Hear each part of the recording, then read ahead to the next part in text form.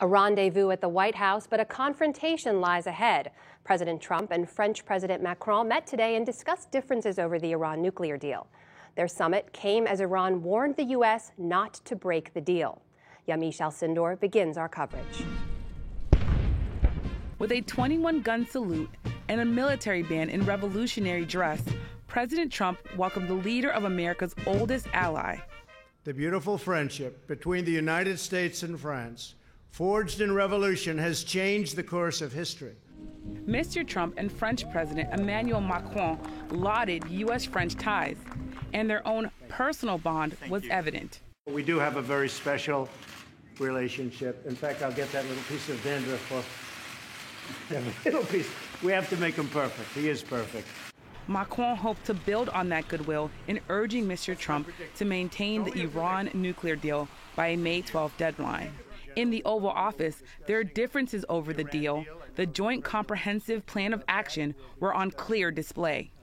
We have the stability to preserve for our allies in the region, and what we want to do is to contain the Iranian presence in the region, and JCPOA is part of this broader picture. Thank you. It just seems that no matter where you go, especially in the Middle East, Iran is behind it. Wherever there's trouble, Yemen, Syria, no matter where you have it, Iran is behind it. President Trump called the nuclear deal, quote, insane, and argued that Iran's ballistic missile testing is a violation. He also dismissed warnings from Iran that the regime would resume enriching uranium if the U.S. pulls out. They're not going to be restarting anything. They restart it, they're going to have big problems, bigger than they've ever had before, and you can mark it down. The two presidents held what they called frank discussions on the subject. At a joint news conference, Macron said the U.S. should remain part of the nuclear deal, but added that there should be talks to improve it. Ce vers quoi nous avons convergé aujourd'hui. It's not about tearing apart an agreement and having nothing.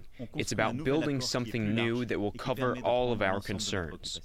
Macron said that includes blocking any Iranian nuclear activity until 2025, completely ending its ballistic missile activity, and finding a political solution in Syria. Cette voie est la seule. This is the only way to bring about stability.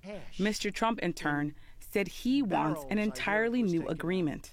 I think we will have a great shot at doing a much bigger, maybe deal, maybe not deal. We're going to find out whether or not it will be possible to do a new deal with solid foundations, because this is a deal with decayed foundations. It's a bad deal. Still, Iranian President Hassan Rouhani declared today that a U.S. withdrawal from the existing deal would be a betrayal. Foreign Minister Javad Zarif followed up this afternoon in New York.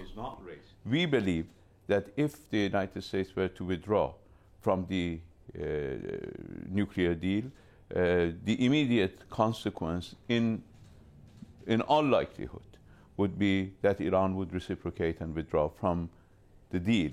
Russia and China, both of which signed the 2015 agreement, also sought international support today for keeping the U.S. in the nuclear deal.